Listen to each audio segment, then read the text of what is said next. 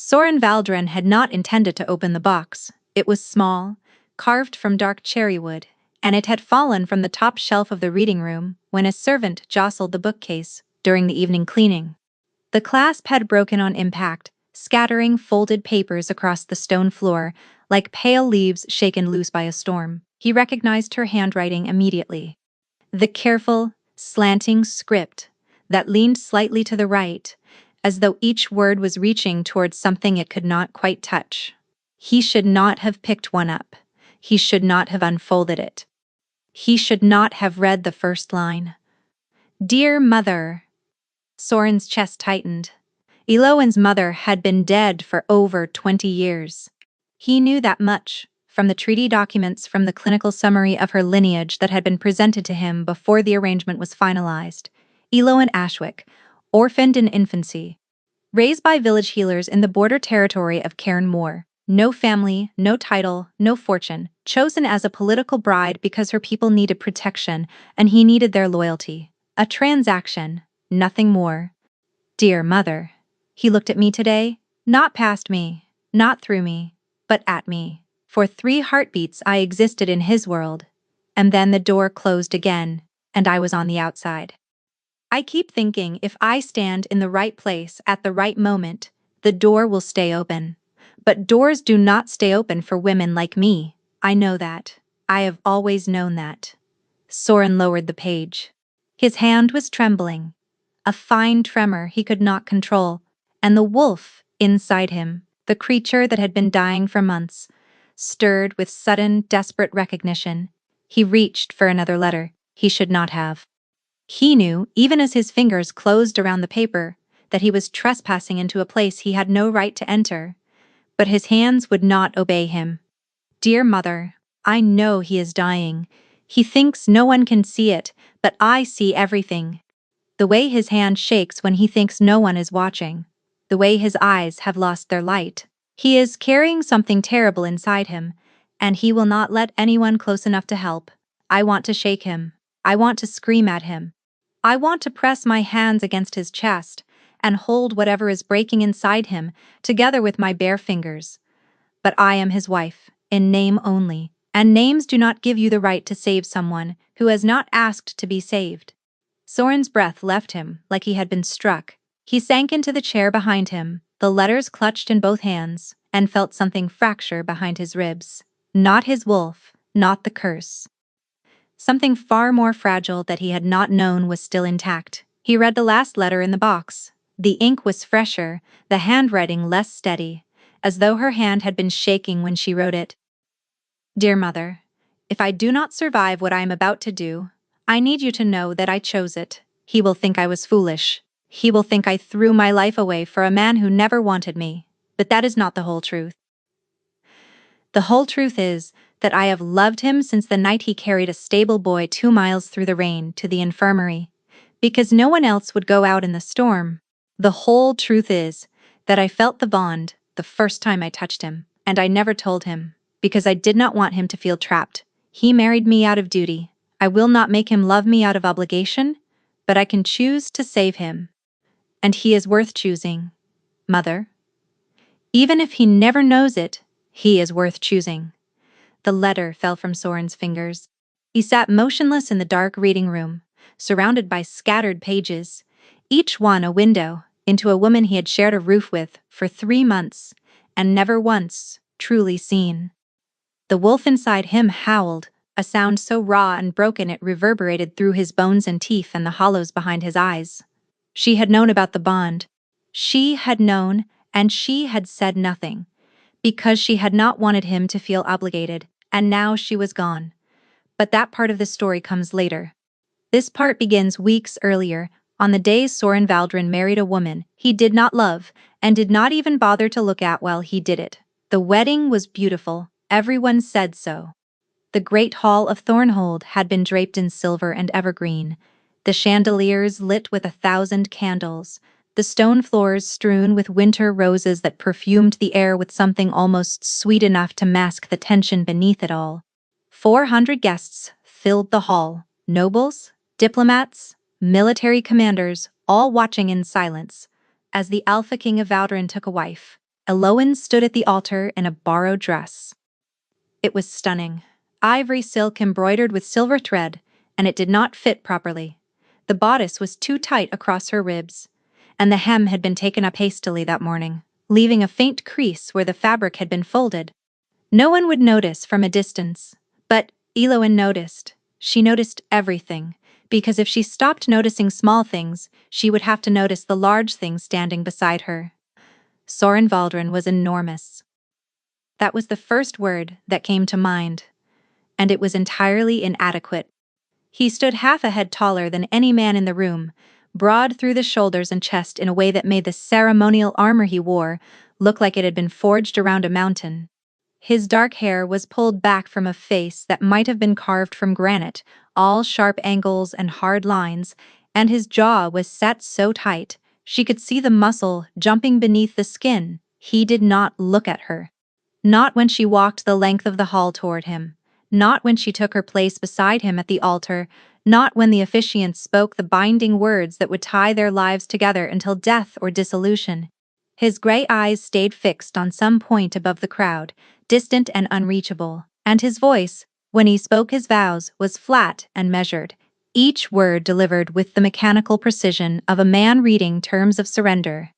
Eloin's voice shook when she spoke hers. She had practiced in her room that morning, standing in front of a cracked mirror, willing her voice to be steady. It was not steady.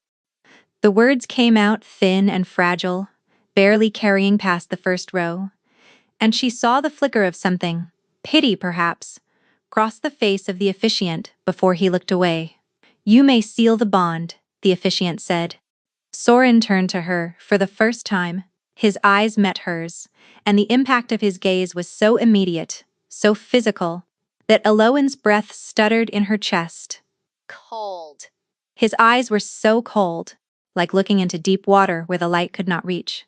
He leaned down, and his lips brushed her forehead in a gesture so perfunctory it might have been a stamp on a document. Then he straightened, turned back to the crowd, and it was done. The feast that followed was interminable. Eloin sat beside her new husband, at the high table, and ate food she could not taste while music she could not hear played somewhere in the distance. Nobles approached in a steady stream to offer congratulations. They addressed Soren. They did not address her. A few offered her tight, polite smiles that never reached their eyes. One woman, tall and sharp-featured, with a cascade of auburn hair, looked Eloin up and down with open contempt before turning her attention entirely to the king. "A border girl," Eloin heard someone murmur behind her. They could not find anyone better? She kept her spine straight and her face composed and pretended the words did not land like stones against her skin. That night, a servant led her to the queen's chambers. The room was vast, cold, and impeccably furnished. A fire burned in the grate, casting long shadows across the canopied bed. Fresh flowers sat on the vanity. Everything was perfect, and none of it was hers. Soren did not come. She waited for 2 hours, sitting on the edge of that enormous bed in her wedding dress, her hands folded in her lap, listening to the fire crack and pop. At some point, the waiting stopped feeling like anticipation and started feeling like an answer. She understood. The marriage was a signature on a treaty. She was a clause in an agreement, not a woman he intended to share his life with. Eloin changed, out of the borrowed dress, folding it carefully over the back of a chair. She climbed into the bed, which was too large and too soft and smelled of lavender soap that was not hers. Sleep would not come, so she did what she had always done when the silence became too heavy to carry alone. She pulled a piece of parchment from the small travel case she had brought from Cairnmore and began to write. "Dear Mother, I married a king today. He did not look at me once. The dress was beautiful, but it did not fit. And I think that tells you everything you need to know about this arrangement. I am writing to you from a room that could hold our entire cottage 3 times over. The bed is the size of a small field. I would trade every inch of silk in this palace for one of your scratchy wool blankets and the sound of rain on our old tin roof. But you are not here, and this is where I am now. I will try to be brave. I will try to be useful. I do not know what else to do." She folded the letter, placed it in the cherrywood box she had carried with her from home, and closed the clasp. Then she lay in the dark and stared at the ceiling and tried not to cry. The days that followed settled into a pattern of elegant neglect. Lowen was given a schedule. Meals in her chambers or at the high table if Soren required her presence, which was rare. A lady's maid was assigned to her, a quiet girl named Petra, who spoke only when spoken to and kept her eyes on the floor. The court moved around, a Lowen like water around a stone, acknowledging her title while ignoring her existence. She explored the palace on the third day, partly out of curiosity, and partly because the alternative was sitting in her enormous room and slowly losing her mind. Thornhold was ancient and sprawling, a fortress built in layers over centuries. The lower levels housed the kitchens, the armory, the soldiers' quarters. The middle levels held the great hall, the council chambers, the library. The upper levels were reserved for the royal family and senior nobility. And then there was the infirmary. Elowen found it on the ground floor, tucked behind the kitchens, a long room with high windows and rows of narrow beds. The smell hit her first. Dried herbs and antiseptic tinctures and the faint copper tang of old blood. And it was so familiar, so achingly like home, that her throat closed. A woman stood at the central work table, grinding something with a mortar and pestle. She was perhaps 60, lean and sharp-eyed, with silver hair pulled back in a severe braid. She looked up when Elowen entered, and studied her with an expression that was neither welcoming nor hostile. Simply assessing. "You are the new queen," the woman said. It was not a question. "Elowen," she offered. "I was a healer. In Cairnmore. Before all of this." She gestured vaguely at herself, at the fine clothes that still did not feel like they belonged on her body. "Marin," the woman said. "Head healer, and I know what you were. Your village elder sent a letter, with your things. Said you had the best hands she had trained in 30 years. Marin set down the pestle and crossed her arms. "Good hands are wasted at high table dinners. If you want to make yourself useful, you can start by sorting the dried stores in the back room. Half of them have been mislabeled since my last apprentice left." For the first time since arriving at Thornhold, Elowen smiled. She spent the rest of the afternoon elbow-deep in jars of dried chamomile and valerian root, and for a few hours the weight on her chest lifted enough that she could breathe. It was late evening when she made her way back through the palace corridors. The halls were quiet, most of the household already retired. She passed through the eastern courtyard, a shortcut Petra had shown her, and stopped. Sounds carried across the open space from the far wing. Low, guttural sounds that made the hair on the back of her neck stand up. Not human. Not entirely animal, either. Something caught between the two, raw and anguished, like a creature trying to tear itself apart from the inside. Elowen moved closer before she could think better of it. Her healer's instincts overrode her common sense, pulling her toward the sound the way they always did. A locked door at the end of a stone corridor, light flickered beneath it. The sounds were louder here, closer, and beneath them she could hear something else. Chains. The unmistakable rattle of heavy iron links. A hand closed around her arm. Elowen spun, her heart slamming against her ribs.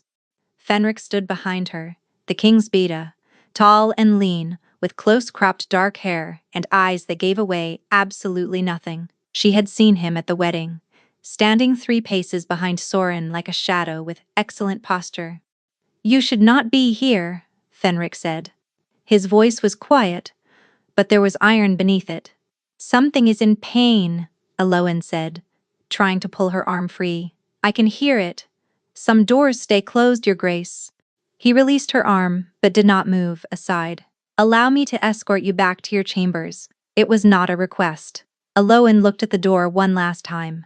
The sounds had stopped. The silence that replaced them was somehow worse. She let Fenric walk her back. He said nothing. She said nothing. But when she reached her rooms and turned to close her door, she glanced out the window that overlooked the eastern courtyard. A figure crossed the cobblestones below, emerging from the direction of the locked wing. Tall, unmistakable, even at a distance, Soren. He moved slowly, favoring his left side. and in the pale moonlight she could see it clearly. His shirt was dark with blood. He did not look up. He did not know she was watching. But Elowen stood at that window, long after he disappeared into the far corridor, her pulse hammering, her mind racing, and a single thought repeating itself like a drumbeat she could not silence. What is happening to him? She threw herself into the infirmary. It was the only thing that made sense, the only place where her hands knew what to do, and her mind could quiet itself long enough to function. Marin did not ask questions, which Elowen appreciated more than she could express. The older woman simply handed her tasks each morning: salves to prepare, bandages to roll, patients to assess, and let her work in silence. Within a week, the infirmary staff stopped treating her like a curiosity and started treating her like a colleague.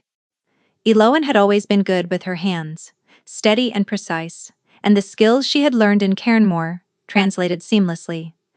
She set a dislocated shoulder for a guard who had fallen during training. She mixed a poultice for a kitchen maid's infected burn that cleared the wound in 3 days instead of the usual 7. She identified a mislabeled jar of foxglove that could have killed someone if it had been administered as the chamomile concentrate. It was marked as impressive, Marin said, holding up the offending jar. That has been sitting on that shelf for 2 months, and no one caught it. Foxglove smells sharper, Elowen said. You can tell if you crush a small amount between your fingers. Marin studied her for a long moment, then nodded. Your village elder was right about your hands. It was the closest thing to a compliment Marin had ever given anyone, and Elowen carried it with her for the rest of the day like a warm stone in her pocket. She wrote to her mother that night. Dear Mother, I found a place here, not a home, not yet, but a place where I am needed. The head healer is terrifying and brilliant, and she reminds me of you in ways that make my chest ache. The palace is still cold, and the king is still a locked door. But the infirmary smells like dried lavender and calendula and possibility. I think I can do some good here even if no one asked me to. 12 days after the wedding, Elowen was summoned to her first council meeting, not because anyone valued her opinion, but because protocol demanded the queen's presence at formal sessions. Petra dressed her in dark green velvet that morning, pinned her hair up with silver combs, and stepped back to assess the result with an expression that suggested Elowen looked passable, but not regal. The council chamber was cavernous. A long oak table dominated the center, surrounded by high-backed chairs occupied by men who were decades older, vastly more powerful, and uniformly uninterested in her arrival. Lowen took her seat at Soren's right hand as directed, and folded her hands in her lap. He was already seated when she arrived. He did not acknowledge her entrance, he did not turn his head. He did not offer the small courtesies that even a stranger might extend to someone sitting beside them. But she was close to him, closer than she had been since the wedding, and this time, she was paying attention. His hand rested on the table beside a stack of reports. She noticed the tremor first, a barely perceptible vibration in his fingers, like a plucked string humming at a frequency almost too low to detect. He pressed his hand flat against the wood, stilling it, but not before she saw. His jaw was tight. His breathing was controlled, deliberately measured, each inhale drawn through the nose and released slowly. The way a person breathes when they are managing something they do not want anyone to notice. And his eyes? She had been too overwhelmed at the wedding to look properly, too shaken by the impact of his gaze. But now, sitting inches from him in the gray council light, she could see what she had missed. His eyes were wrong. Alpha eyes held a glow, a faint luminescence that reflected their wolf's power and vitality. Every alpha she had ever met in Cairnmore, even the weakest among them, carried that inner light like an ember behind their irises. Soren's eyes were flat, dull, the gray of ashes after the fire has gone out. Whatever was supposed to burn behind them had dimmed to almost nothing. Elowen's healer instincts fired like an alarm bell in the back of her mind. Something is very wrong. The meeting lasted 2 hours, trade disputes, border patrols, grain stores. Soren listened, asked questions, issued decisions. His voice was steady, his authority absolute. No one in that room would have guessed anything was amiss. But Aloan was sitting close enough to see his knuckles go white around the armrest during the second hour. Close enough to see him press his thumb into the center of his palm, with enough force to leave a mark. A pain management technique she recognized instantly because she had taught it to patients in Cairnmore. When the meeting ended, the council members filed out in clusters of 2 and 3, murmuring among themselves. Eloan lingered, watching Soren gather his reports. His movements were slower than they should have been. Heavier. "Your Majesty," she said. He stilled but did not look up. I could not help but notice. She hesitated, choosing her words carefully. "Your hand, the tremor. If you are experiencing muscle fatigue, I could prepare a nerve tonic that might help. Valerian, root and skullcap, steeped overnight. It is quite effective." He turned his head then, and the full weight of his gaze settled on her like a physical force. She fought the urge to step back. "You have your duties," he said. "I have mine." The words were not cruel. They were simply closed, a door shutting firmly in her face. He gathered his reports and left the chamber without another word. Aloan stood alone in the empty room, her hands clenched at her sides, frustration and concern warring in her chest. Then she went back to the infirmary and began asking questions. She was careful about it. Oblique. She asked Marin about alpha physiology. In general terms, about conditions that could dim an alpha's eye glow, about tremors and pain management, and the particular way Soren held himself, as though his own body was a cage he was trying to keep locked from the inside. Marin answered some questions and deflected others with a precision that told Aloan the older woman knew exactly what she was really asking and had chosen not to address it directly. She asked servants, casually, about the king's habits. Did he eat well? Did he sleep through the night? Had he always been so reserved? Or was this something newer? The answers were vague and nervous. No one wanted to talk about the king. Not to her. Not to anyone. "Dear Mother," she wrote that night, "something is wrong with the king. I can feel it, not just see it, feel it, like a weight pressing against my ribs from the inside. That does not make sense, I know. He is a stranger. We share a roof and a name and nothing else. But there is a wrongness in him, a dimming, and no one will speak of it, and the silence around it is the loudest thing in this palace." 3 weeks after the wedding, the first state dinner arrived. A delegation from the eastern provinces, led by a lord whose name Aloan forgot almost immediately, because the evening was consumed entirely by what happened when Soren offered her his arm. They were standing in the corridor outside the great hall. Guests milled around them, voices bright with anticipation. Soren extended his arm without looking at her, a perfunctory gesture required by protocol. Aloan placed her hand on his forearm. The world shifted. It was not dramatic. There was no flash of light, no thunderclap, no cosmic announcement. It was quieter than that, deeper. A pull in the center of her chest, sudden and fierce, like a hook catching behind her breastbone and yanking. Her breath caught. Her fingers tightened involuntarily on his arm, and she felt heat flood through the point of contact, spreading up her wrist and into her shoulder and down through her stomach, like swallowing sunlight. And his eyes. For one heartbeat, one single, staggering heartbeat, the flat gray of his irises flared. A pulse of gold, bright and burning.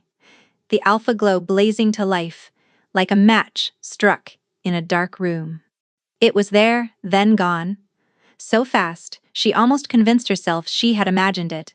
But she had not imagined it, and neither had he. Soren's head turned sharply, his gaze snapping to hers with an intensity that stole the air from her lungs. Something moved behind his eyes, shock, recognition, and beneath both of those, a flash of raw, unguarded fear. For one suspended moment, they stared at each other in the crowded corridor, and the rest of the world ceased to exist. Then he looked away. His expression shuttered closed. He guided her into the great hall with mechanical precision, seated her at the high table, and did not touch her again for the rest of the evening. He sat beside her for 3 hours and spoke to her twice, both times about inconsequential matters of protocol, and each time his voice was carefully, deliberately neutral, but Eloin had seen his eyes. And she could still feel it now.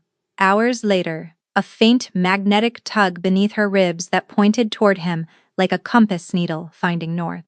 That night, she sat cross-legged on her bed with a fresh piece of parchment and tried to put words to something that defied language. Dear mother, I touched him tonight. Just his arm. Just for a moment. Inside both of us, I think. His eyes changed.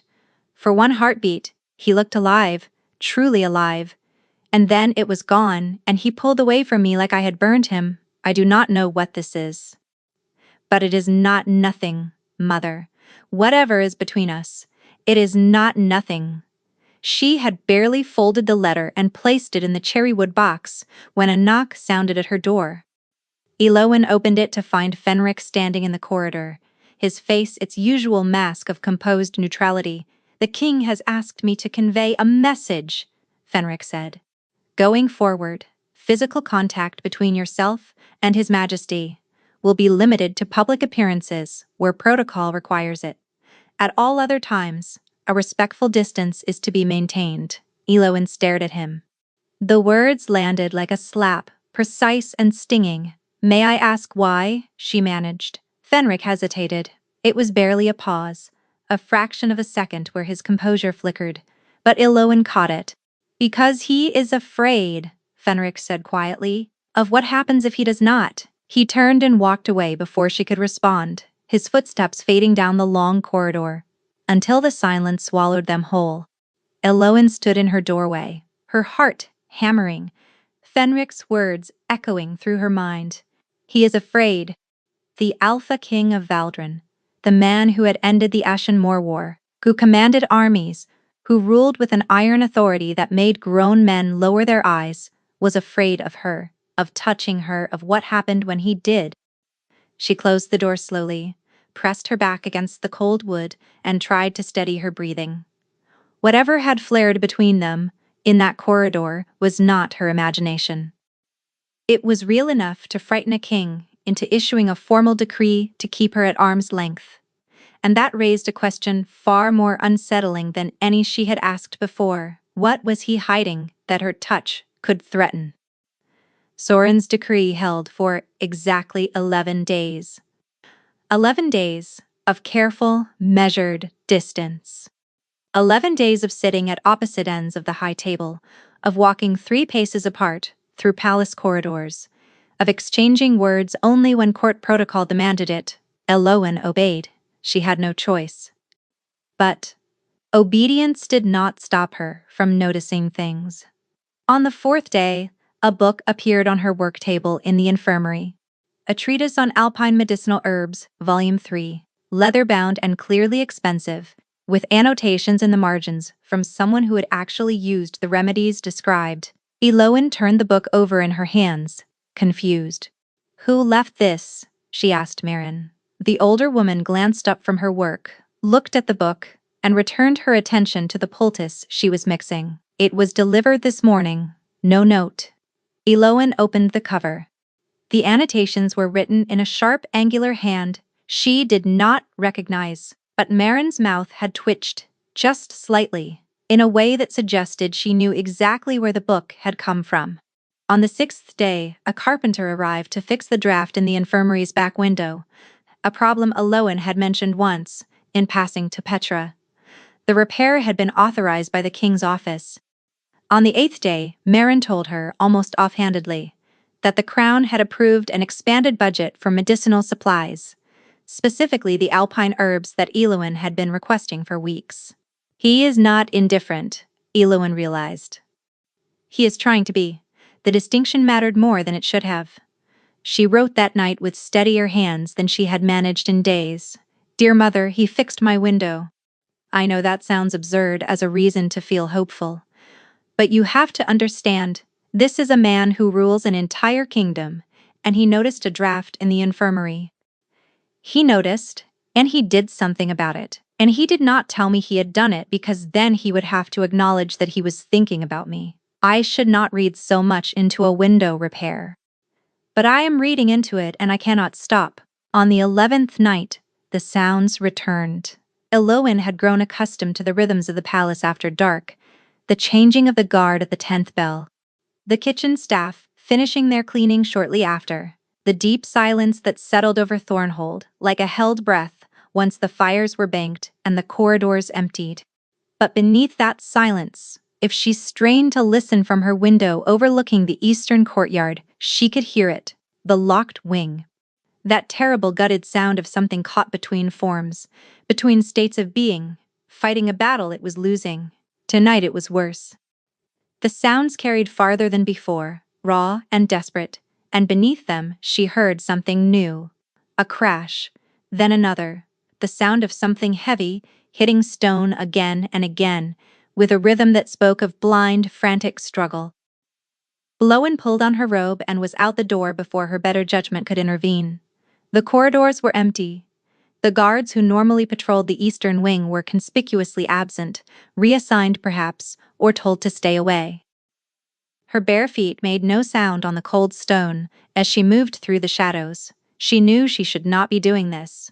Fenric had made that abundantly clear. Some doors stay closed. But Fenric was not a healer.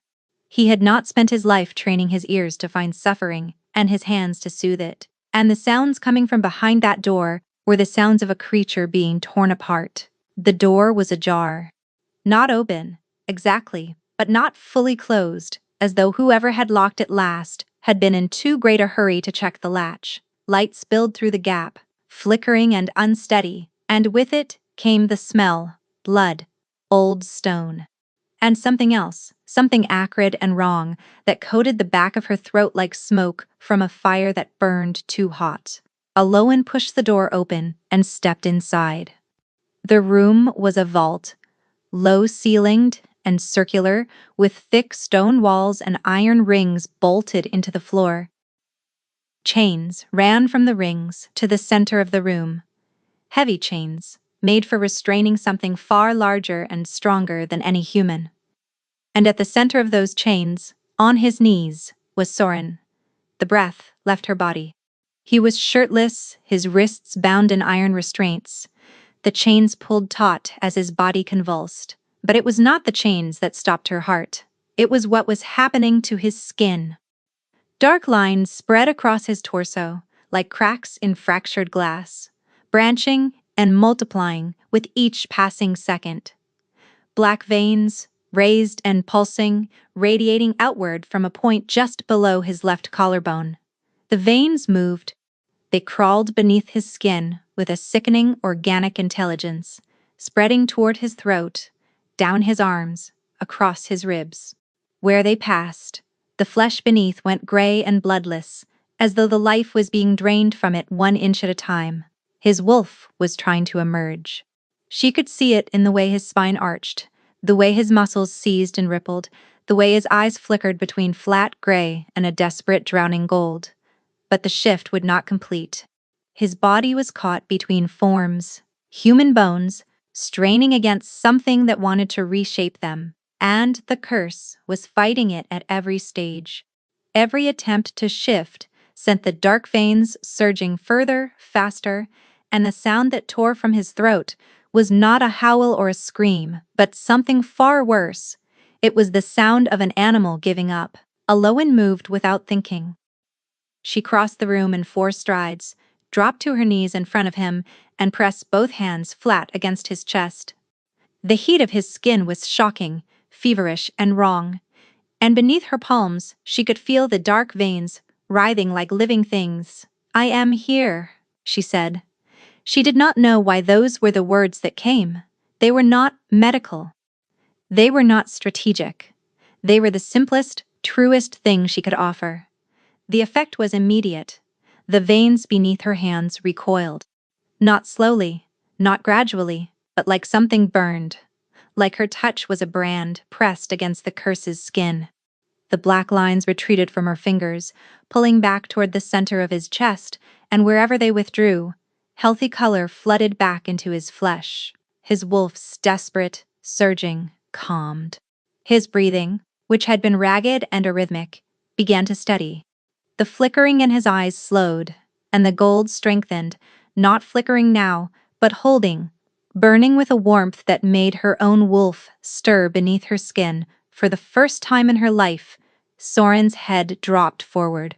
His forehead came to rest against her shoulder, and his weight settled against her as the tension drained from his body in one long, shuddering exhale. The chains went slack, his hands unclenched, and in the silence that followed, all she could hear was his breathing and hers, falling slowly into the same rhythm, as though their lungs had decided without permission to share the same air. She did not know how long they stayed like that. Minutes, maybe longer. His skin cooled beneath her hands. The dark veins faded to faint shadows, then to nothing. She could feel his heart beat against her palm, strong and steady now, and something in her own chest answered it with a pulse so deep and fierce it frightened her. When she finally looked up, Fenric was standing in the doorway. His face was unreadable, but his hands were shaking. "How long has this been happening?" Iloan asked, her voice barely a whisper. Fenric did not answer. He looked at Soren, unconscious against Eloan's shoulder, and then back at her, and something in his expression shifted from guarded to something close to grief. That night, after Fenric and a guard had carried Soren back to his chambers and Eloan had been escorted to her own rooms, she sat on the edge of her bed and wrote with ink-stained fingers that would not stop trembling. "Dear Mother, I know what is killing him now. I saw it with my own eyes. It lives beneath his skin like a second heartbeat, dark and patient, and it is eating him alive. And when I touched him, it ran from me. I do not understand why. I do not understand any of this, but I know one thing with a certainty that terrifies me. I am not going to let him die. I do not care what it costs. I am not going to let him die." Soren woke the next morning with no memory of the previous night's episode. That was normal, Fenric told her. The episodes were like storms. They passed through him and left wreckage, but no recollection. What was not normal was waking to discover that the queen, his political wife, the woman he had specifically ordered to be kept at a distance, had walked into his most closely guarded secret and put her hands on the curse that was killing him. Fenric delivered the news at dawn. Eloan was not there to witness it, but she could imagine the conversation perfectly because she could hear the aftermath from 2 corridors away. A door slamming hard enough to shake dust from the rafters, raised voices, Soren's deep and furious, Fenric's measured and calm. Then silence, which was somehow worse. The summons came within the hour. Eloan was escorted to the king's private study by a guard who looked like he would rather be walking into actual battle. The study was small and book-lined, heavy curtains drawn against the morning light. Soren stood behind his desk, his hands braced against the surface, his head bowed. He did not look at her when she entered. Fenric stood to one side, his posture that of a man prepared to intervene. "You had no right," Soren said. His voice was low and controlled, but she could hear what simmered beneath it. Not anger, precisely. Something closer to humiliation. "I heard someone in pain," Eloan replied. I responded, "That is what healers do. You are not my healer." "No, I am your wife. And you were dying on the floor of a room you chain yourself to every night like an animal. Should I have walked away?" His head came up. His gray eyes locked onto hers, and in them she saw everything he was trying to hide. The shame, the exhaustion, the slow, grinding erosion of a man who had been fighting a losing battle in secret for so long. He had forgotten what it felt like to stand on solid ground. "Yes," he said, "you should have walked away." The word landed like a stone. Loan did not flinch. "Well," she said, "I did not, and I will not. So you might as well tell me the truth." He stared at her for a long, heavy moment. Then the fight went out of him. She watched it happen, the way his shoulders dropped, the way his hands released their grip on the desk, the way his jaw unclenched, and it was like watching a wall collapse from the inside. "Sit down," he said quietly. She sat. And he told her everything. The Ashenmoor War had been over for 14 months. A border conflict that should have been resolved through diplomacy but escalated into something far bloodier. The enemy Altha, a man named Dragon Morvain, had led a separatist faction that rejected the crown's authority over the eastern territories. Months of negotiations had failed. Villages burned. Civilians died. Soren had been left with no choice but to march. The battle at Ashenmoor Pass was the last engagement, Soren said, his voice stripped of inflection, recounting facts like a man reading a casualty report. Dragon's forces were outnumbered, and they knew it. He challenged me directly, a single combat for the outcome of the war. He paused. I accepted. Eloin watched his face, saw the way his gaze went distant, fixed on a memory he could not escape. I killed him, Soren continued. But before he fell, his mother stepped forward from the tree line, Vesa Morvain. She cut her own palm and pressed it to my skin, and spoke words in a language I did not understand. His hand moved unconsciously to the spot below his left collarbone, where Eloin had seen the dark veins originate. The curse entered through the wound. I felt it immediately like ice water in my veins. She told me what it would do. She said it would eat my wolf from the inside out. That every night the fading would grow, and when the wolf finally died, I would follow. And she was right, Eloin said. It was not a question. 14 months, Fenric said, from his position by the wall. In the beginning, the episodes came once a month, then every 2 weeks. Now they come every few nights, sometimes consecutive. His voice was carefully neutral, but Eloin could hear the strain beneath it. Meren has tried everything. Every remedy, every herb, every known countermeasure to blood magic. Nothing has worked. Until you, Soren said, and his gaze found hers again. Last night, Fenric says the curse retreated when you touched me. He says my wolf stabilized within seconds. He looked like a man trying to hold something at arm's length that kept pulling closer. How? I do not know, Eloin said honestly. I know, Meren said from the doorway. None of them had heard her approach, which was either a testament to the old healer's quiet feat or to how thoroughly consumed they had all been by the conversation. Meren entered without waiting for permission, which told Eloin everything she needed to know about the healers standing in this household. She looked at Soren, then at Eloin, then back at Soren. I need to run some tests, Meren said. On the Queen's blood, her scent markers, her pheromonal signature. I have a theory, but I will need evidence before I share it. What kind of theory? Soren asked. The kind that requires evidence? Meren repeated, unmoved. In the meantime, I would recommend that the Queen be present during the King's episodes. If her touch can suppress the curse, even temporarily, it buys us time to find a permanent solution. The room went quiet. Eloin could feel Soren's resistance from across the desk, the way his whole body tightened against the suggestion. But she could also see what Fenric saw, what Meren saw, the shadows beneath his eyes. The barely perceptible tremor in his hands, the fading light in his irises that dimmed a little more each day. I will do it, Eloin said before he could refuse. Soren's jaw clenched. This is not your burden. No, she agreed.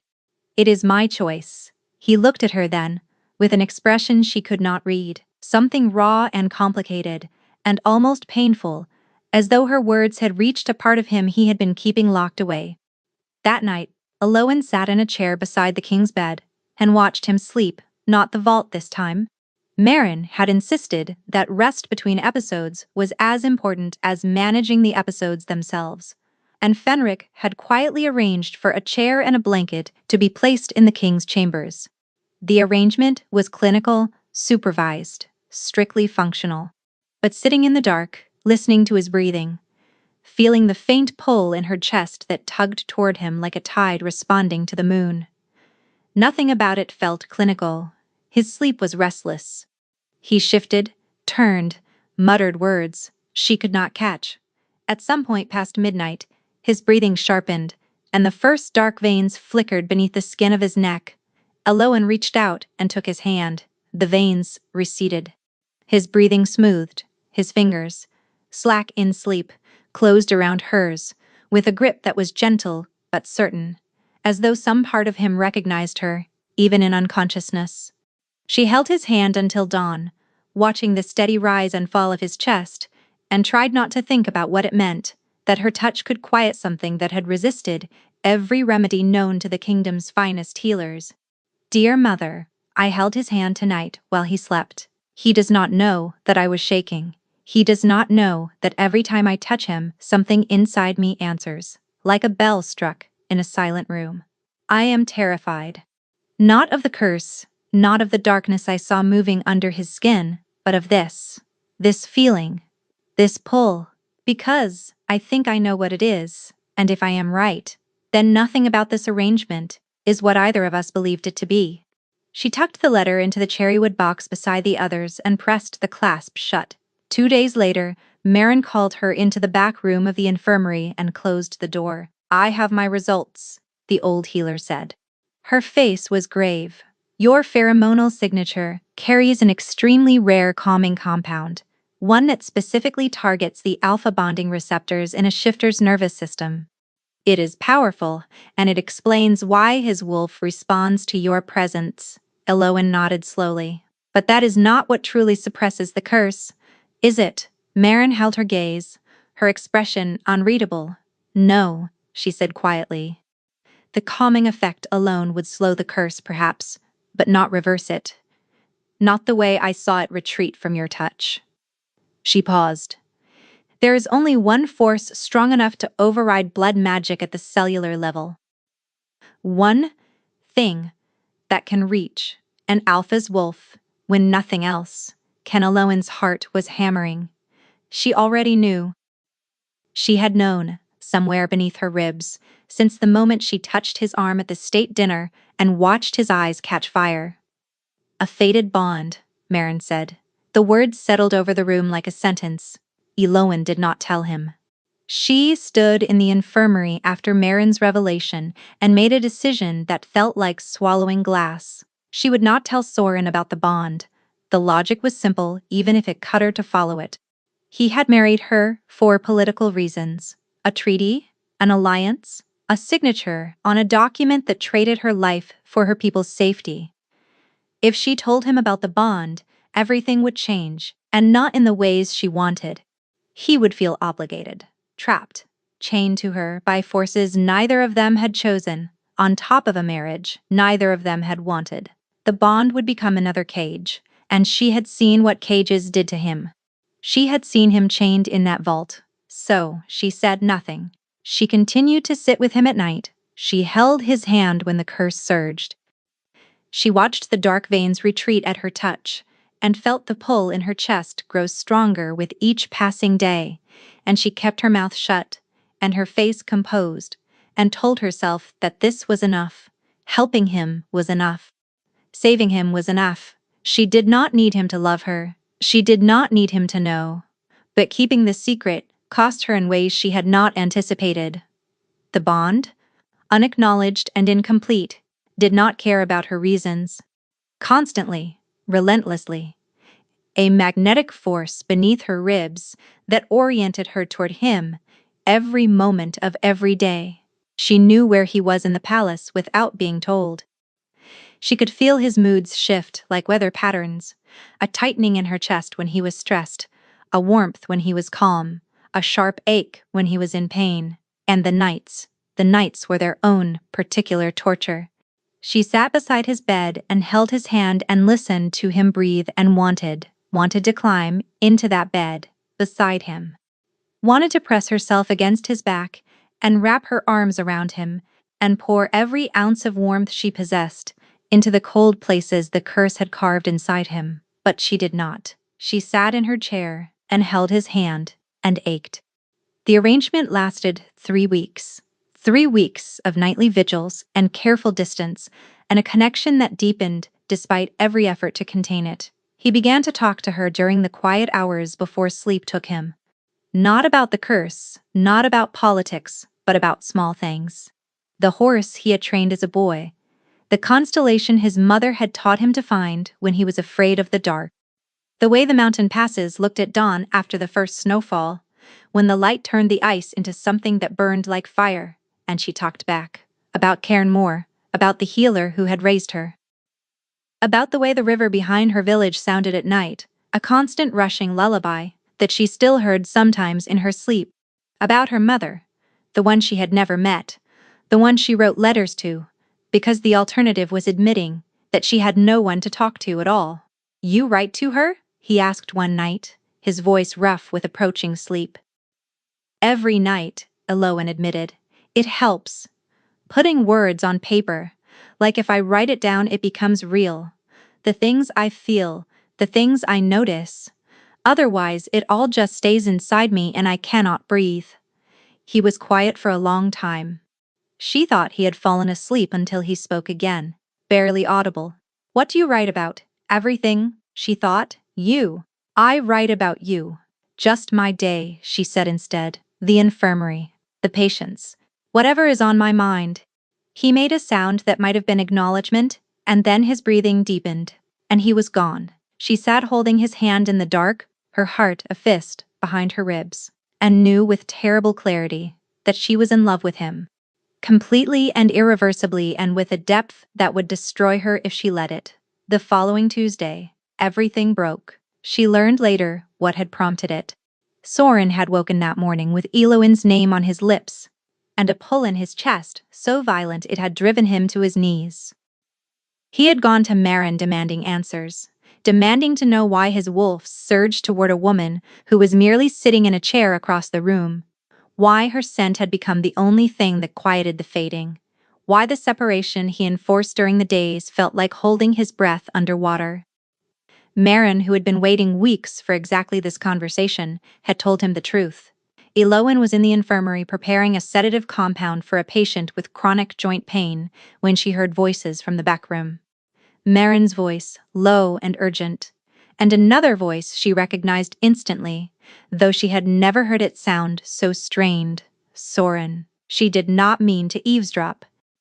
She told herself that as she moved closer to the partially open door, her hands still stained with calendula oil, her heart already beginning to race. She told herself she had every right to be in the infirmary, that it was coincidence, that she was simply passing through. "The bond is not a theory anymore," Maren was saying. "The blood work confirms it. Her markers and yours are complementary at the molecular level. This is a fated pairing, Your Majesty, one of the strongest I have ever documented." Silence. Elowen pressed her back against the wall and tried to breathe. "How long has she known?" Soren asked. His voice was dangerously quiet. "I told her 2 weeks ago," Maren said. "She asked me not to tell you." Another silence, longer and heavier than the first. "She asked you not to tell me," Soren repeated. And each word was wrapped in something that sounded like betrayal. Elowen's stomach dropped to the floor. She heard the scrape of a chair, heard footsteps crossing the room. She did not run. There was nowhere to go, and she was done hiding. Soren emerged from the back room and found her standing in the corridor with calendula on her hands and guilt written across her face. He looked at her, and she watched the understanding land. She had heard everything. He knew she had heard everything. "You knew," he said. "Yes, you knew, and you said nothing." "I did not want you to feel trapped," Elowen said, her voice cracking at the edges. "You married me for a treaty. You did not choose me? I was not going to add another chain to a man who already has too many." Something moved across his face, fast and devastating, and gone before she could name it. "Another chain," he repeated, like the words had a taste he could not bear. He looked at her for what felt like an eternity, then he shut down. She watched it happen in real time, watched the vulnerability drain from his expression like water from a broken vessel, replaced by the cold, controlled mask he wore for the rest of the world. "The arrangement is over," he said. "Your Majesty, please. You will return to the Queen's chambers. You will no longer attend my rooms at night. If you stop, the curse will. That is my concern, not yours." "It is my concern," Elowen said, her voice rising, "because if you die, I die. That is what a fated bond means. You know that." He flinched. a full-body flinch that he could not hide, and for one raw, unguarded second, she saw the devastation in his eyes. Then it was gone. "Which is precisely why you need to be as far from me as possible," he said, his voice rough and final. "The bond is incomplete. It can still be broken. If we sever contact now, you will survive." "And you?" she whispered. He did not answer. He turned and walked past her, and she smelled his scent as he passed. Cedar and iron and something warm underneath that she had come to associate with safety, and the pull in her chest screamed. "Do not follow me," he said without looking back. "That is an order." The door closed behind him. Elowen stood in the corridor and pressed her fist against her sternum and tried to breathe through the pain. He was choosing to die. He was choosing to die rather than let the bond chain her to him. And she could not make him see that it was not a chain. It had never been a chain. The separation was immediate and absolute. Fenric, loyal to his king, enforced it with quiet efficiency. Elowen was gently but firmly redirected. Whenever she moved toward the king's wing, her access to the eastern corridor was revoked. Soren stopped attending meals where she was present, stopped appearing in the corridors she walked, stopped existing in her world, entirely except as an absence shaped exactly like him. The first 3 days were bearable. The fourth was not. The pull became a constant, gnawing ache that settled into her bones and refused to leave. Headaches arrived on the 5th day, blinding and relentless, driving her to work with the curtains drawn and her teeth gritted against the pain. Her appetite vanished, her sleep fractured into restless hours, punctuated by dreams of dark veins and flat gray eyes, and a man kneeling in chains who would not let her help him. Through Maren, she learned that Soren was deteriorating. The episodes had escalated. 2 in one night on the 6th day, 3 on the 7th. Fenric was sleeping outside the vault door because the guards could no longer restrain the king during the worst of it. The dark veins were spreading faster, reaching further, taking longer to recede. "He is killing himself," Elowen said to Maren. "He is trying to protect you," Maren replied. "By dying." Maren did not argue the point. Elowen paced the length of the infirmary, her hands trembling, her vision blurring at the edges. "There has to be something I can do, something that does not require his permission." Maren watched her pace, her expression caught between sympathy and clinical assessment. "You look terrible," the healer observed. "Thank you. I mean it. Sit down. Let me look at you." Elowen sat. Maren checked her pulse, examined her eyes, pressed her fingers to the glands beneath her jaw. Her expression grew more serious with each observation. "The bond is pulling you apart," Maren said, her voice careful and precise. "An incomplete fated bond. Under this kind of strain, separation, proximity to a curse, the mate's body in decline, your system is trying to reach him. When it cannot, it turns inward. Your body is consuming itself, trying to bridge a gap it was never designed to sustain." "How long?" Elowen asked, Maren's mouth pressed into a thin line. "At this rate, both of you. Weeks, maybe less." The room tilted. Elowen gripped the edge of the examination table and forced the world to stay level. "Then I need to reach him. He has forbidden it. Then I need to reach him without his permission." Maren watched her pace, then stopped and turned to face her fully, something shifting behind her eyes. Then the old healer stood and walked to the door. She checked the corridor in both directions before closing it firmly and turning back to Elowen. "There is a way," Maren said, "but it is dangerous. And if it fails, the consequences will be severe, for both of you." Elowen met her gaze. "Tell me." Maren's plan was simple, in concept and terrifying in execution. "The bond between you is incomplete," the old healer explained, her voice low and precise. "It formed naturally, which means it is waiting for both parties to accept it. Right now, it exists as a bridge half-built, strong enough to pull you toward each other, but not strong enough to carry anything across." She paused. "If you complete the bond, your wolf gains direct access to his.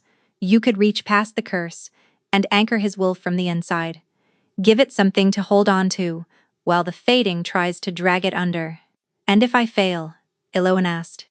If his wolf is already too far gone, or if the curse resists the bond, the fating could pull you in with him. You would share his death instead of preventing it. Aloan stared at the old healer and waited for the fear to arrive. It did not. What arrived instead was a clarity so absolute, it felt like stepping out of fog into open air. How do I complete it? She asked. Marin studied her face, searching for doubt. She must not have found any, because she answered. Physical contact, sustained, deliberate, with full acceptance of the bond on your end. Press your hand to the mark where the curse entered him, below his left collarbone. Open yourself to the bond completely. Hold nothing back. If the bond is strong enough, and if he accepts it even unconsciously, it will complete. And if he does not accept it, then nothing happens, and you will have risked everything for nothing. Aloan nodded slowly. When? Tonight, Marin said. His episodes are coming closer together. Fenric sent word an hour ago. The king collapsed during his evening briefing. They moved him to the vault. This may be the last night he has the strength to survive one. Aloan returned to her chambers and sat on the edge of her bed. The cherrywood box sat on the nightstand, where it always sat, the clasp worn smooth from years of opening and closing. She pulled out a fresh piece of parchment. Her hands were steady. She was not afraid. Or perhaps she was afraid and the love was simply louder. Dear Mother, if I do not survive what I am about to do, I need you to know that I chose it. He will think I was foolish. He will think I threw my life away for a man who never wanted me, but that is not the whole truth. The whole truth is that I have loved him since the night he carried a stable boy 2 miles through the rain to the infirmary, because no one else would go out in the storm. The whole truth is that I felt the bond the first time I touched him, and I never told him, because I did not want him to feel trapped. He married me out of duty. I will not make him love me out of obligation, but I can choose to save him. And he is worth choosing, Mother. Even if he never knows it, he is worth choosing. She placed the letter in the box with all the others and closed the clasp. She set the box on the shelf in the reading room, where she often spent her afternoons tucked between 2 volumes of herbal compendiums. If something happened to her, someone would find it eventually. Or no one would. It did not matter. The letters had never been for anyone but herself, and a woman who had been dead for 20 years. The corridors were empty at this hour. The palace slept, and Aloan moved through it like a ghost, barefoot on the cold stone. Her heart beat, the only sound in the world. She reached the eastern wing and found the door to the vault corridor unguarded. Fenric had pulled the sentries back, probably to protect them. She could hear Soren from the end of the hallway. The sounds were worse than anything she had heard before, raw and splintering, like something fundamental was coming apart at the seams. Fenric stepped out of the shadows before she reached the door. His face was haggard, exhaustion carved into every line.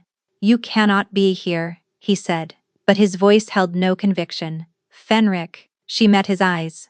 You know what is happening to him. You know he will not survive another night like this? The beta looked at the vault door. Something crashed against it from the inside, and the heavy oak shuddered in its frame. When he looked back at Elowen, the mask was gone. What remained was a man watching his closest friend die and running out of reasons to follow orders that were killing him. Marin told me what you intend to do, Fenric said. She told me the risks. Yes. He held her gaze for a long moment. Then he stepped aside. Save him, he said quietly. Please. Aloan pushed the door open. The vault was worse than the first time. The chains that had held Soren were shattered, iron links scattered across the floor like shattered glass. The torches on the walls guttered and dimmed, their light fighting against a darkness that seemed to press inward from the edges of the room. Soren was on his knees at the center, his body rigid, his head thrown back. The dark veins had spread further than she had ever seen them, covering his arms, his chest, his neck, crawling up toward his jaw like fingers reaching for his throat. His eyes were open, but they were not his eyes. They were black, flat and empty, and devoid of anything. She recognized the curse had almost won. Eloan crossed the room and dropped to her knees in front of him. Soren, she said. I am here. I know you told me to stay away. I know you gave me an order. I am disobeying it. She reached for him. I choose you, she said. Not because of a bond, not because of obligation, because you carried a boy through the rain when no one was watching, because you fixed my window without telling me, because you asked about my letters and remembered every word I said in the dark, because you are worth choosing, and I am choosing you.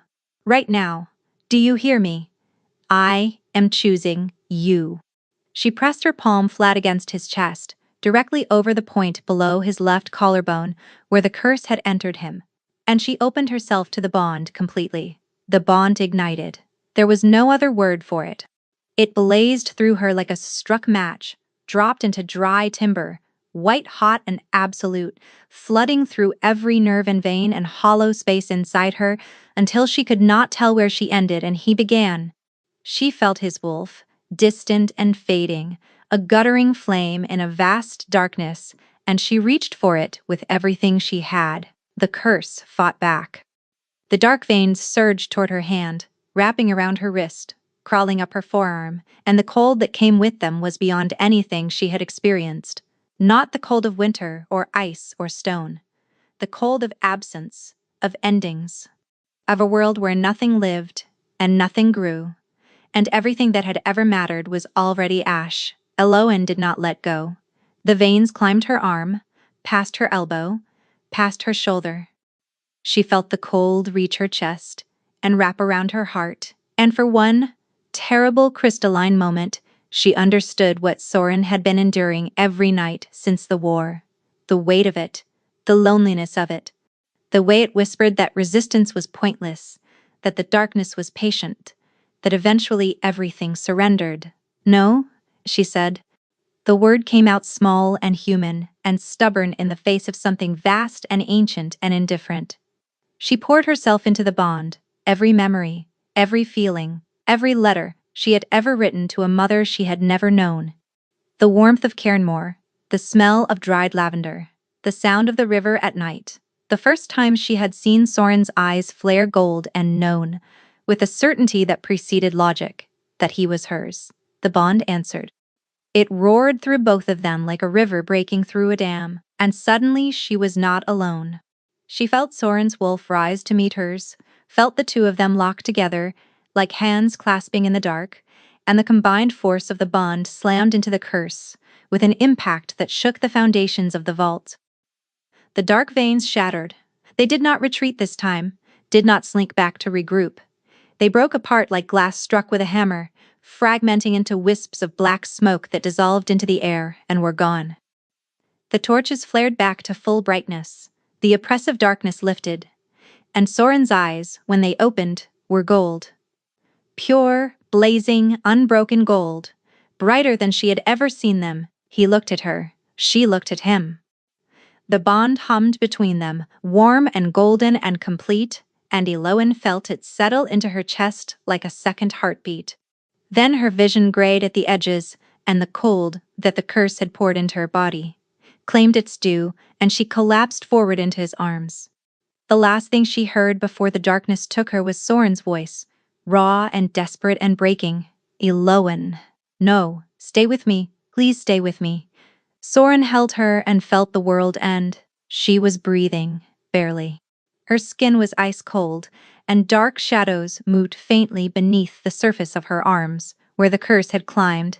She had taken it into herself. She had opened the bond and poured herself into it, and the curse had used that opening to pour itself into her. He gathered her against his chest, cradling her head, and the sound that escaped his throat was not a word. It was the sound of an alpha whose mate was dying in his arms, and it echoed off the vault walls like something that would never stop. Fenric appeared in the doorway. Maren was behind him, already moving, her healer's bag in her hands. The old woman knelt beside Eloan and pressed her fingers to the pulse point beneath her jaw. She is alive, Maren said, but the curse transferred partially. It is in her system now, dormant for the moment, but it will not stay dormant. Can you remove it? Soren demanded. His voice was shattered. Not with medicine, Marin said. This is blood magic. It responds to blood and bond, not herbs. She looked at him, and her gaze was the steadiest thing in the room. The bond is complete. I can feel it, which means you have access to her now, the same way she had access to you. What does that mean? It means you can reach her, the way she reached you. Through the bond, but not here. Marin touched Eloin's forehead gently. She is somewhere inside, fighting this.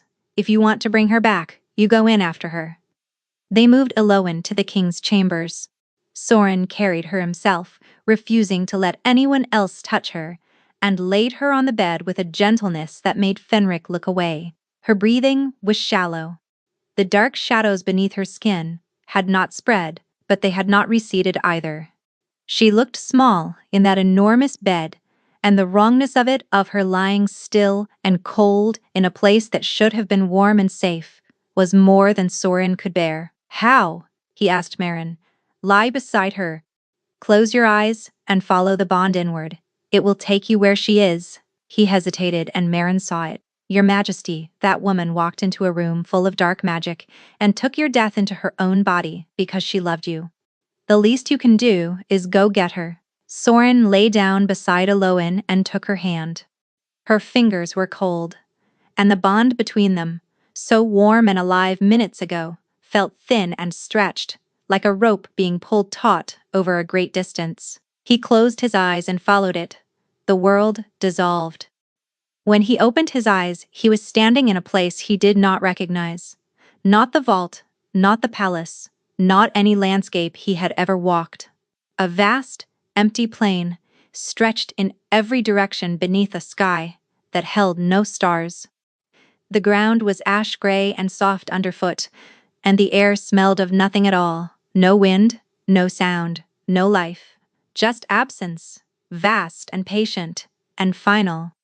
And ahead of him, at the edge of the emptiness, Eloin stood with her arms outstretched, her palms pressed against a wall of darkness that rippled and surged like a living thing. The curse. He could see it now for what it truly was. Not veins beneath skin, not smoke or shadow, but a presence, a hunger. It pressed against Eloin's hands, testing her resistance, probing for weakness, and she held it back through sheer force of will, her bare feet sliding in the ash, her body trembling with effort. Behind her, curled on the gray ground, was a wolf. Small and dim, its fur matted, its breathing labored. His wolf, the piece of his soul that the curse had been slowly devouring since Ashen Moor. Eloin was shielding it with her body. Eloin, he called. She did not turn. Could not turn. The moment she moved, the darkness would surge past her and reach the wolf, and whatever remained of it would be consumed. So Soren went to her. He crossed the distance in strides that felt like miles. And when he reached her, he pressed his hands against the wall of darkness beside hers. The curse recognized him. He felt it recoil, then surge with renewed hunger, and suddenly he understood what it wanted.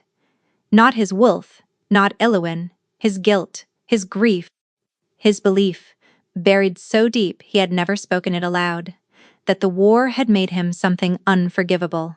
The darkness shifted and Dragon Morvain stood before him. Not the fallen enemy Alpha from Ashenmoor Pass, but a figure woven from the curse's substance, shaped from Soren's own memory and given a mouthful of words that were not Dragon's at all. They were Soren's. His own doubts, his own accusations, his own midnight convictions, spoken back to him in a dead man's voice. You did not have to march on us, the figure said. You chose blood because it was faster. That is not true, Soren said. But the words felt hollow, because part of him, the part the curse had been feeding on for over a year, believed it was. You are a killer, the figure continued. You wore a crown and called it duty, but you are a killer, and nothing you build will ever change what you destroyed. Soren's hands faltered against the darkness. The wall pushed forward an inch. He is lying! Eloin's voice strained and breathless but certain. That is not Dragon speaking. That is you. That is every terrible thing you have told yourself in the dark when no one was listening. Soren looked at her. She was shaking with effort, sweat on her brow, her arms trembling, but her eyes were clear and fierce, and utterly unafraid. "I know what it feels like," she said, "to carry a story about yourself that is not true. I carried one my whole life. That I was not enough. That my parents left because I was not worth staying for. That I needed to earn every scrap of love by being useful, by being small, by taking up as little room as possible." Her voice cracked, but she did not stop.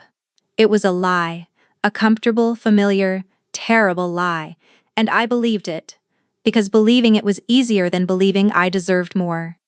She turned her head to look at him fully, and the love in her eyes was so naked, so unguarded, it stole his breath. "You went to war because people were dying and you were the only one with the power to stop it. You tried to negotiate.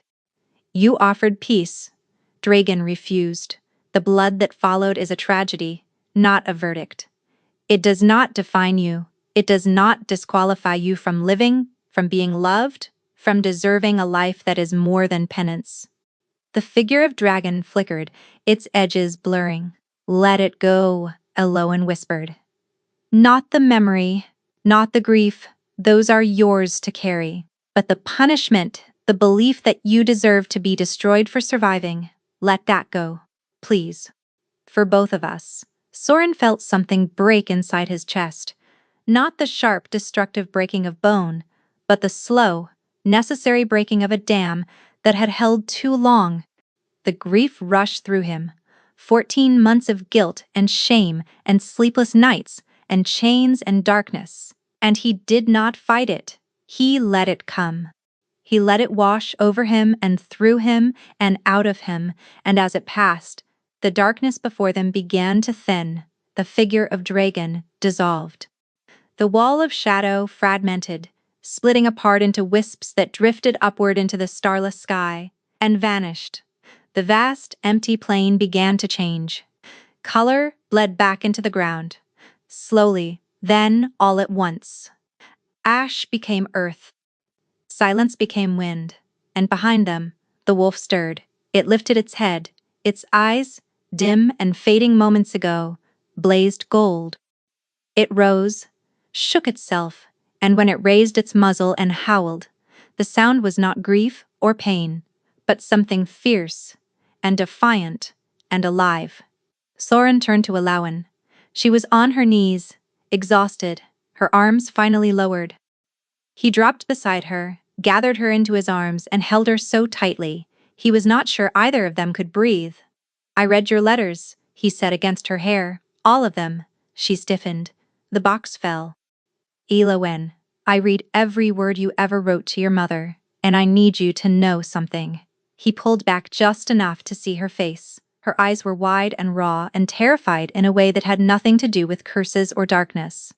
"You said you did not want me to feel trapped," he continued, his voice rough. "You said you would not make me love you out of obligation. But you need to hear this. The bond did not make me love you. You did. The woman who sorted my herbalist shelves and told me about river sounds and held my hand in the dark without asking for anything in return. The bond confirmed what I already felt. It did not create it." Eloan's face crumbled. She pressed her forehead against his chest, and the sob that escaped her was the sound of someone putting down a weight they had carried for so long they had forgotten what it felt like to stand upright without it. "I'd choose you too," Soren said. "Not because of duty, not because of a treaty, because you are worth choosing. You have always been worth choosing." The wolf inside him howled, full-throated and triumphant, and Eloan's wolf answered, for the first time a sound she had never made before in her life, rising from somewhere, deep and primal and joyful. The bond flared between them, bright and golden and permanent, and the empty plain dissolved, and they woke together in the warm darkness of his chambers, tangled in each other's arms, alive and whole and finally. The curse did not leave cleanly. Eloan spent 3 days in bed, recovering from the residual cold that had poured into her body, and Soren did not leave her side for a single one of them. He slept in the chair beside the bed, which was absurd, given that the bed was the size of a small country and could have accommodated 6 people comfortably. But Elowen suspected he stayed in the chair because it kept him close enough to hold her hand while she slept, without the risk of jostling her. On the 4th day she woke to find a letter on the pillow beside her. Not parchment from the palace stores, but a piece of heavy cream paper, folded once, with her name written on the front in a sharp, angular hand she now recognized. The same hand that had annotated the herbal treatise weeks ago. Dear Elowen, I have never written a letter like this before. I do not know how they work. You seem to find it useful, putting words on paper, and I have things to say that I cannot seem to manage out loud, so I am trying it your way. Here is what I want you to know. You are not invisible. You have never been invisible. From the moment you walked into my council chamber smelling of lavender and looking at me like I was a patient instead of a king, I saw you. I saw you when you caught the mislabeled foxglove. I saw you when you told Marin about the river in Cairnmore, and your whole face changed. I saw you every single day that I pretended I did not, and the pretending was the hardest thing I have done, and I have fought a war. You told your mother I was worth choosing.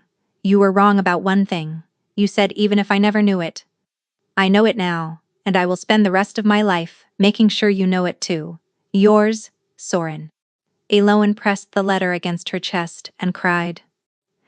Not the quiet, controlled tears she had learned to shed in silence over a lifetime of being overlooked, but the full, graceless, shaking kind that left her blotchy and breathless and utterly undone. Soren appeared in the doorway. His eyes were gold, fully and permanently gold, and they softened when they found her. Too much? He asked. She laughed through her tears. Not enough. Come here. He crossed the room, sat on the edge of the bed, and she pulled him down beside her, pressing her face into his chest, breathing him in. Cedar and iron and something warm that she now understood was the bond itself, humming between them like a song. Neither of them could hear, but both of them could feel. Recovery took months. Soren's wolf grew stronger with each passing week, the fading's damage reversing slowly as the bond poured warmth and life into the places the curse had hollowed out. He still woke some nights, with the echoes of Ashenmore behind his eyes, still carried the weight of the lives lost and the choices made. But when the darkness pressed in, Elowen was there, and he had learned, painfully and imperfectly, to let her be there instead of carrying it alone. The court adjusted with varying degrees of grace. The political bride, the border healer, the foundling with no name and no bloodline, was the Altha King's fated mate. Some accepted it, some whispered. One particularly bold noblewoman cornered Elowen at a state dinner and told her she did not belong at the high table. Soren, who had overheard from 6 feet away, leaned down and said, very quietly, "She belongs wherever she chooses to sit. And if you cannot accept that, I will be happy to arrange seating for you somewhere considerably further from the high table, permanently." The noblewoman did not raise the subject again. Months later, Elowen sat at the small desk in the reading room and pulled a fresh piece of parchment from the drawer. The cherry wood box sat beside her, full of letters she no longer needed to hide. She picked up her pen and began to write. Dear Mother, I am happy. I know that is a simple thing to write, but it has taken me a very long time to earn those 3 words, and I want you to hear them. He is sleeping beside me as I write this. His breathing is deep and steady and peaceful. His wolf is strong. His eyes are gold. He leaves me letters now tucked into my herb jars and between the pages of my books, and once inside my left boot, which made me laugh so hard I woke him up. I think you would have liked him, Mother. I think you would have liked who I am with him. Someone who takes up room. Someone who is not afraid to be seen. Someone who is finally, after all this time, enough. I will keep writing to you. Not because I am lonely anymore, but because some conversations are worth continuing, even when the person you are talking to cannot answer back. I love you, I miss you, and I am home. She slipped the letter into the cherrywood box with all the others and let the clasp fall shut. Behind her the fire crackled low. Beyond the window, Snow fell softly over Thornholt, blanketing the palace in white. And in the next room the Alpha King slept soundly, dreaming of nothing at all, while his mate's handwriting dried in the warm light, and the world outside turned quiet and still and new.